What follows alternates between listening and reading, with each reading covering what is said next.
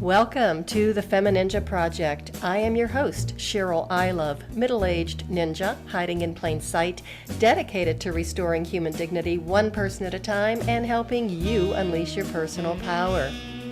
Discover that it's possible to look like a woman, act like a lady, move like a ninja, and think like a warrior. And remember, men are always welcome on the FemiNinja Project.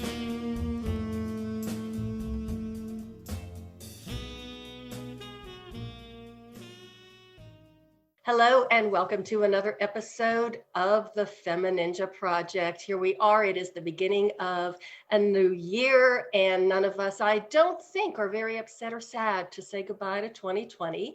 And this is also season 3, episode 101. And as you know by now, I am all about empowerment and having guests who can really help inspire and motivate us to make positive changes in our lives. And this is a perfect time to do that. Today's guest is Thea Charles. She is a life coach at Thea Renel Coaching. She's a Crossroads coach and personal brand stylist. She uses guided self-reflection and the power of storytelling to help her clients get clear on what they want to do and how they want to be seen in their lives and in their business. And boy, does she have a story to tell, because something about empowerment is when you really have the ability to step into what you really want to do with your life and what you believe that your life path is. And Thea is a perfect example of that. So Thea, welcome to the show. Oh, thank you so much for having me, Cheryl. I'm really excited to be here. Well, thank you so much for joining us. And I love your story. So you actually started out, you have a degree in biology, Yeah, and you started out in the medical field as a histocompatibility specialist. I know, quite the mouthful, right? Isn't it? So, yeah, when I first got that job, I didn't really know. I didn't know when I left school for biology that I was going to go into histocompatibility. And histocompatibility is matching of recipients and donors for organ transplants and for stem cell transplants. So it was like an amazing first job, like right out of school. There's so much learning and on the job training. And, eventually I became an on-call technologist and trained others that were coming through. And it was an amazing experience. I was in one of the most busy lab in New England. Everyone came through our laboratory. So that was really awesome. And I worked there for 8 years in that particular capacity. I had left and I went to the Red Cross doing the same thing. And now I was more doing stem cell research. And then I went back to the lab that I had been in.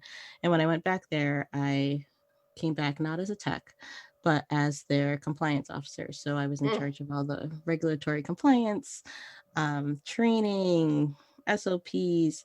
Like there was so much to that job. It was a new job and I had so much responsibility. I basically was like a department on myself. And it was awesome. I came up with a lot of growth and I was able to really think deeply about that. And since I was there for most of my adult life, during that time I got married, I had my kids, and paying for daycare, which was crazy. We say that both kids cost a mortgage because daycare courses cost each. It was like we couldn't really believe how, like, we felt really fortunate that we were able to provide that for them.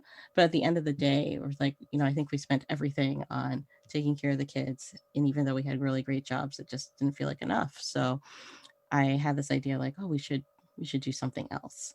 We should get a second job. But I also had a job with a lot of responsibility. So getting a second job wasn't really, I couldn't work in someone else's schedule. It had to be on my own, it wouldn't be fair. So for whatever reason, I opened an online boutique.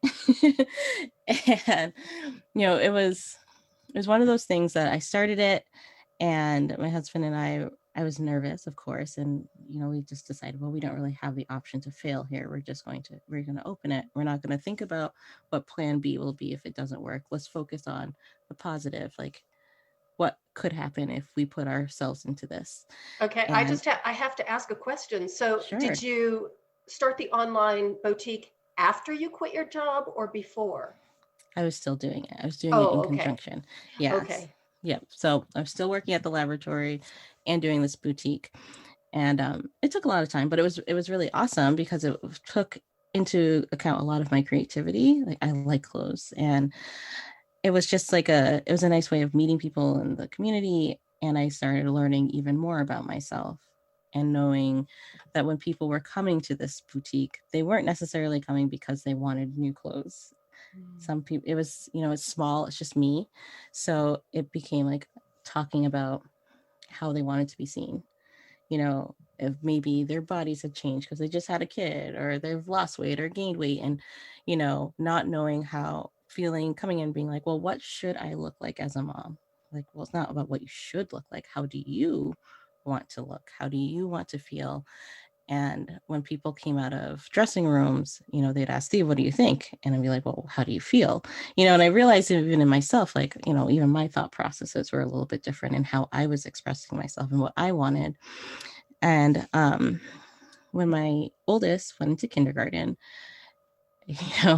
my commute was like an hour and a half from Boston. It Oh, was one geez. way, it was an hour and a half. It was a lot, traffic, and I was taking the train, and the train only takes you so far, and then you walk. There's so much that goes into a commute. And he was sick one day, and I had to call my mom. I was like, I don't think the train's gonna get there in time for me to pick him up. And I really thought about, like, it made me stop and think, what's really important to me? Like, why did I start this other business? The whole point was to have more time with my family, to be able to go on vacation, to be able to just enjoy each other more. And then looking at where I was going in the laboratory, and while that was really great, it no longer was aligning with what I wanted. Mm-hmm. And I decided, it was so scary, but I was like, that's it. I'm going to rely on myself. We're just going to do this boutique. And I left the lab. And after I left, I kind of felt, I think I worked a lot in what I should do and believing that work needed to be a little hard. And the boutique stuff was really easy. And I was like, well, if I'm doing this and now it's my full-time job, it was successful. It was already a very successful boutique, but I felt like it should be more, like, well, now I'm home, it should be more. And I was like pushing. And my husband's like, when are you going to take a break? Do you have a schedule? And I was like, what schedule? I'm working from home. And so I hired a business coach, and I hired her, and by working with her and actually now knowing what a coach was, I didn't quite know like what a coach did or how it worked. And she was both a business and life coach. And I realized that so many of the things that I enjoyed about the laboratory and the boutique was rooted in coaching. I really loved helping people to, in the boutique, like, see themselves and know how they wanted to be seen and feel good about themselves and really find that, like, self-acceptance, and with the laboratory, a lot of the way I helped move initiatives were really by asking questions, listening, feeling around what's going on in the room, being able to feel people out and to help people to see what we're doing can help them while helping others. And the, being able to break down problems and finding efficient ways of doing things was like, oh my gosh, maybe this is what I should go into. And as I thought that, I found this program that was an accredited program for coaching. And I was like, oh, maybe this is where I need to be. And as I thought that, I got, I had been on their email list, and I got this email popped up, oh, we're doing scholarships. And I was like, when a door opens, it's time to walk through. Right. So I applied and got through and into that and went through that program. And, since then I have a business. I've been helping others going through transitions in their paths as well. And I also help a lot of coaches who are training to be a coach. So I do teaching and also mentor coaching for people who are ready to get their accreditation. And it's just been really amazing, and it's really awesome to look back and see like all these different things that happen that bring you to where you are today.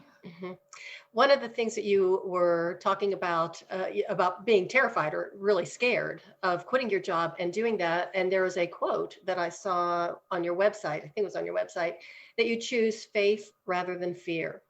Mm, And yeah. fear is such a powerful emotion. And Hmm. fear, I think, is what stops most of us in our tracks. And we think of the what if and so many things that can go wrong that we don't give ourselves permission to explore what can go right. Yes, yes. Yeah. At some point, I had some epiphany that, believing in the thing that could go wrong or believing in what could go right are two things. They're both imaginary, Mm, so I can really decide where I want to put my focus, whether I want to hold myself back in that fear, like, and I can't move on, but, what's next, mhm, or go towards the faith and be like, things will either work out or they won't. mhm. But I'm going to learn something in that process that's going to move me a little bit further. And that actually is a principle of neuroplasticity Mm, and being able to change the patterns in your brain. If you're constantly telling yourself, oh, I can't do this, or I'm afraid to do this, then you won't be able to. But if you just mhm, look at what the possibilities are, then endless possibilities actually really do open up for you.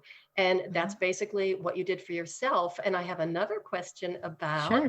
you said that one of the things that was important to you would be spending more time with your family and taking vacations. And it looks like you've managed to get that done too, right? I have.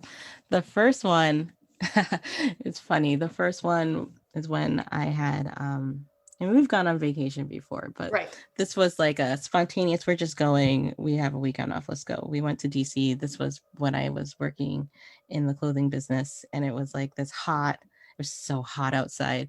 And we were like, looking for monuments and going to museums. The kids were dragging, and I was like, this is so perfect. This is what I wanted, like, to have this memory where we had a good time, even though it was like miserable outside.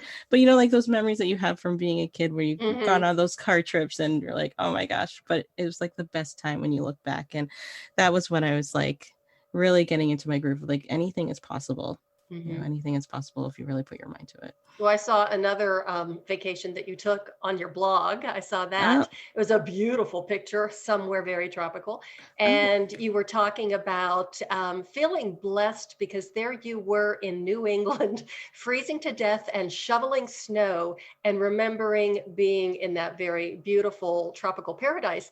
And that to me really says a lot about your perspective and how you look at things, because you could have been shoveling snow and freezing to death going, oh, I wish I was on the beach. But it was like, how wonderful that you had that experience of being on the beach and having a wonderful time. And now you're back at home and enjoying the bitter cold and snow.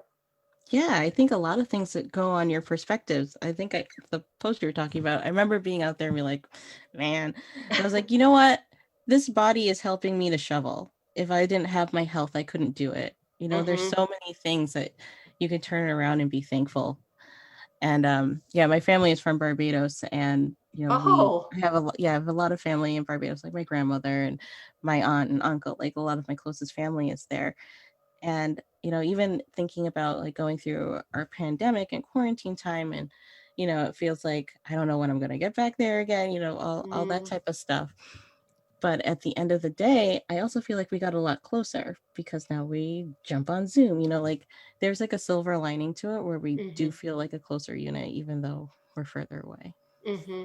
Yeah, well, thank goodness for technology.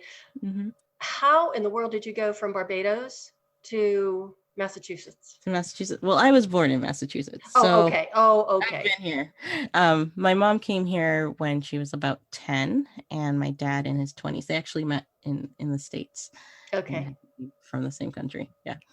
Because I thought that would be one heck of a shock to the system to go from living there to the winters of New England. Would be Yeah. pretty traumatic. I'm sure it was a shock. I'm originally from Western Pennsylvania. Oh, okay. So yeah, Hmm. I know the Got that. winters. Oh boy, yeah, that's why I Hmm. live here in Denver. We have the snow, but we also have a tremendous amount of sunshine, and it's Hmm. really what I love. So the other thing that I did not mention in Sure. your intro, and I think is a very important part of you, is the Push or Pivot podcast Ah, that you yes. started. And tell us about that. So the Push or Pivot podcast kind of comes from my own thoughts and what I've learned from being a coach, and what I really realized that I kind of lean into is listening to people when they're talking about how they got through a time that was really hard, and kind of hearing their thought process about whether they decided to push through whatever obstacle it was, kind of like how, like when I started that clothing business, like we're going to push through and we're going to see it through. Or if you decide, also like the lab, maybe it's time for a change. And the one thing that seems to go through every story that people tell, and they're so inspirational, is that they decide to trust themselves and trust in their intuition, that they actually knew the best way for them. And I decided to put that into a podcast. I mean, partly for my own selfish reasons, I love talking to people about that, but also because I think it's so inspiring when you can see someone else achieving, and it can give you the thought that anything is possible for me as well. So I really wanted people to be inspired by their stories. The clients that you work with, do you work primarily with women? Do you work with women and men? And what's the demographic? Sure. So most of my clients are women, though I do have some that are men, but the majority are women.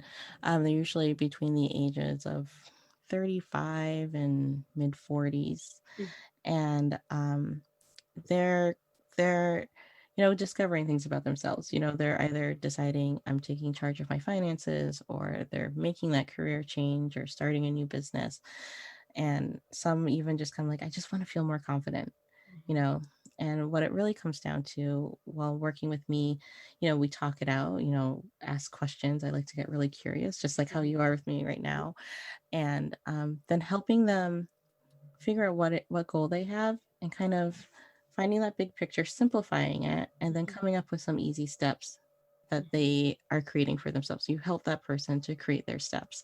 And I think that's important, of helping someone to create their steps and come up with it on their own, because it helps you to buy into it better. I could tell someone, if you want to do this, you need to run around the block 3 times and take 5 jumping jacks. And if it's not something that you can like connect to your why, it's not as likely to stay and to stick. So my goal is for my clients is, once we're done working together, they have self-confidence in themselves and the ability to be accountable to themselves, so they can achieve things in the future. Well, you give them the tools to find their own way and to make their own decisions, rather than, like you said, just saying, you need to do this, you need to do that. And I don't know about you, but I really don't like being told what I have to do or what I should do. And that just lights a fire under me. And even I was in private practice. I had my private physical therapy practice for 18 years. And even with my own clients, I didn't have patients, I had clients.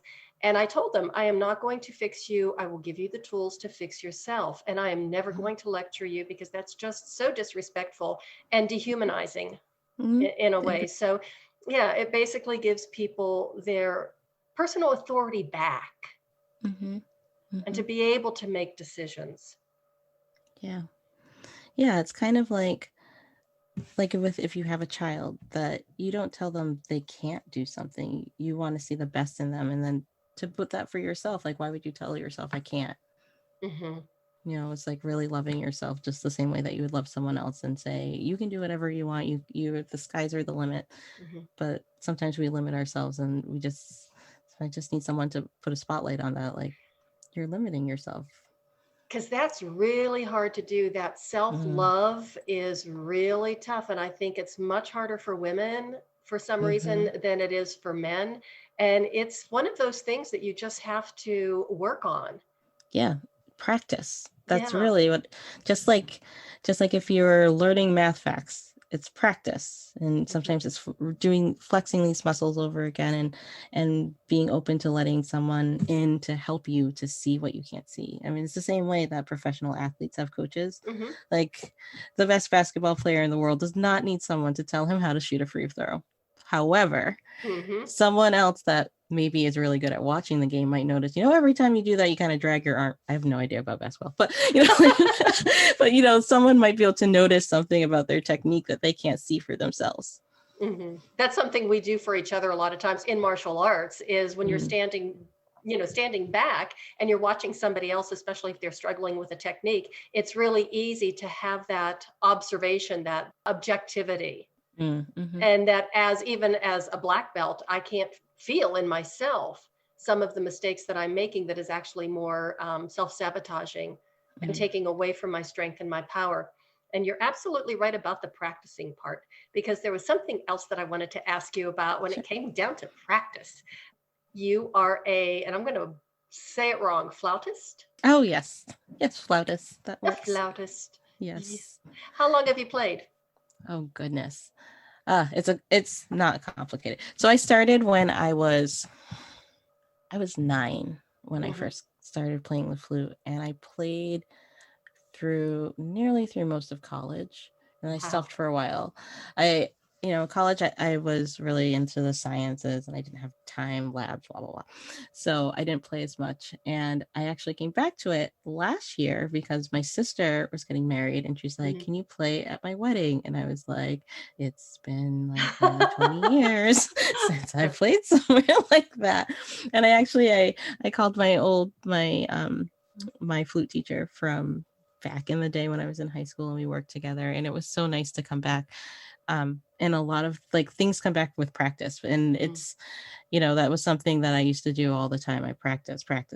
And then doing that again as an adult was awesome and eye-opening, and, getting frustrated, and then finding how much I missed playing the flute. I didn't realize how much I missed it. I didn't realize how much it was just like an important part of my life. And even like, the controlled breathing, like I didn't realize how much of that I was missing. And it was so nice to come back to. And, that's something I also help clients with, like when, a lot of times I'll talk about, to give yourself a reward for being able to hit a certain goal or milestone, and what that could be. It doesn't have to be buying something. And like, think back to something you really enjoy doing that you used to do for yourself when you were young. And for me, that's playing the flute. So it's so nice to be back. Oh, congratulations. And that's so funny, because when I saw that, I played the flute when I was in elementary school, junior high, and through high school. And then I dropped that and went to the bells and the chimes. But over the years, and it seems like it's been a really strong pull over the past like 20 off and on, it's like I really want to go back to studying flute or music, because I used to be able to read music, and I was in the choir in high school, and I really miss that component of being able to do that. And I get plenty of music in dance class, but it's not quite the same.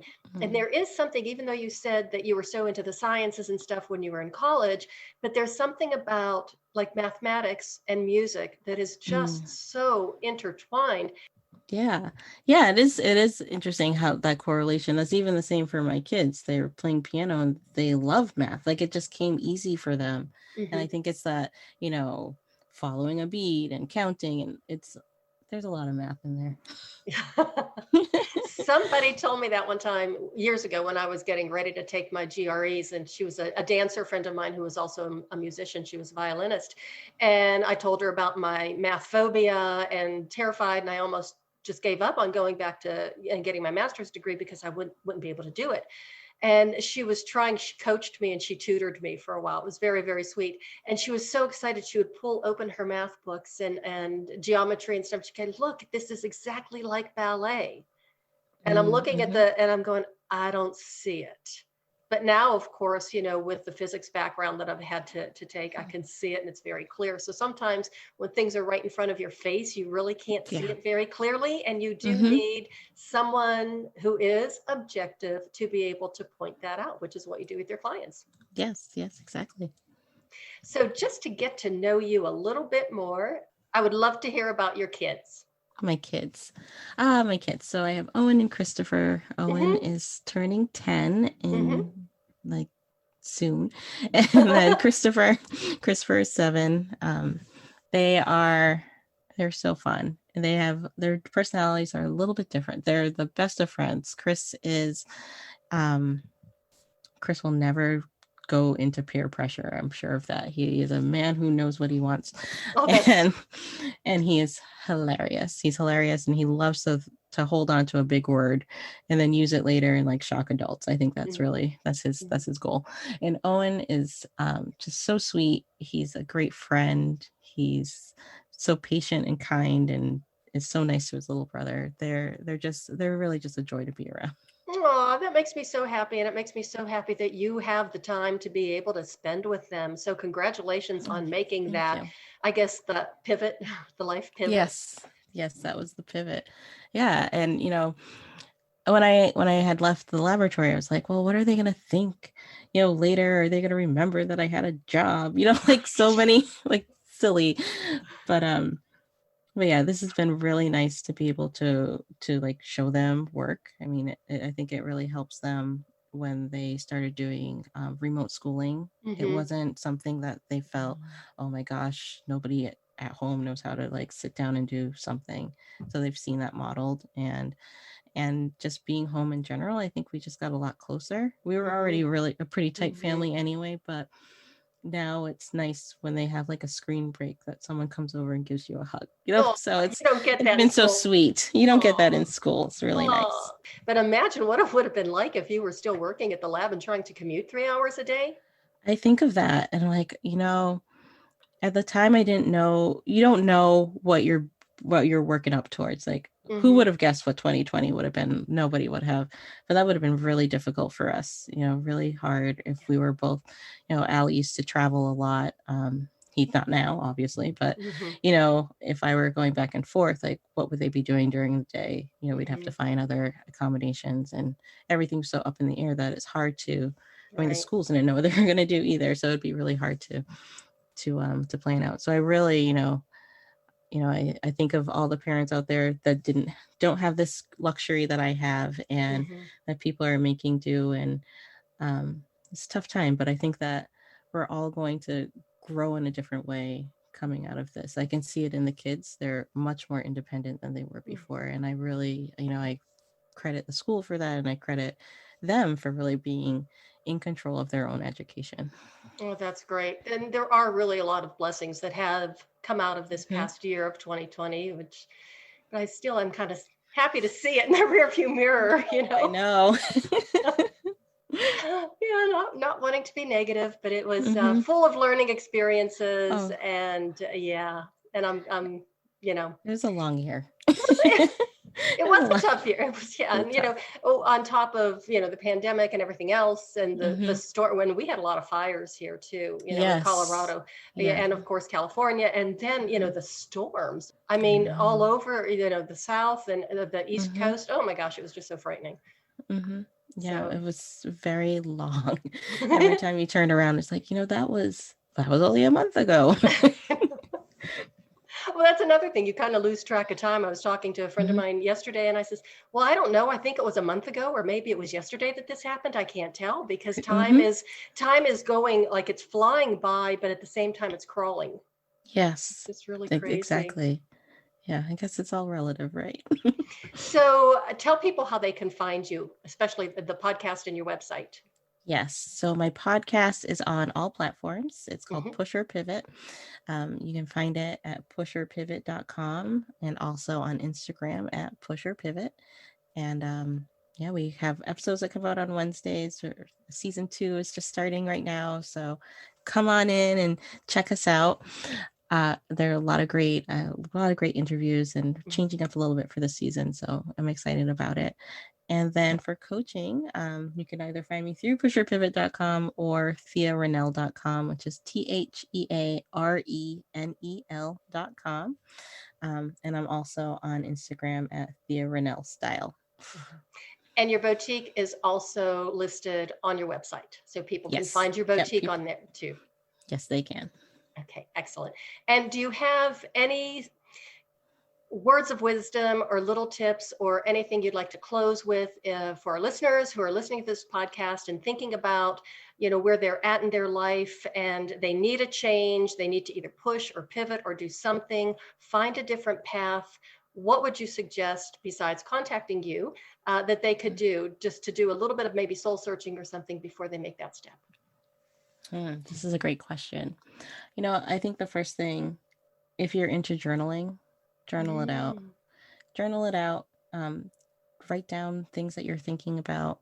One thing that I had tried a while back was every morning just write down whatever the first thought was, and it was really interesting to like look back, like that's what I was thinking, and then see a pattern, like I'm exactly where I need to be right now. This is where I need to be. So that's something that people can do. Or just remember that they are the only experts in their life. and to trust yourself that you know where you need to be. That's an excellent point. Thank you for bringing that up, because we are our own expert, but sometimes we just don't appreciate that, and we're all too ready to hand it our power or our authority, our personal authority, over to somebody else. So thank you so much. Okay. Well, Thea, you have been wonderful to talk to. Thank you so much for being on the show. I really appreciate it, and I appreciate you. No, thank you so much, Cheryl. This has been awesome. And everybody, thank you so much for listening. I really appreciate it. Thanks for tuning in. And remember to trust yourself, listen to your intuition. And if you need to make a change, you might want to give Thea a call, because that is the way of the FemiNinja.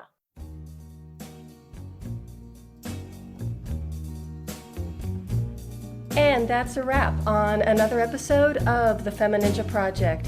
Thank you so much for listening. And remember, be safe, be strong, and until next time, bye now.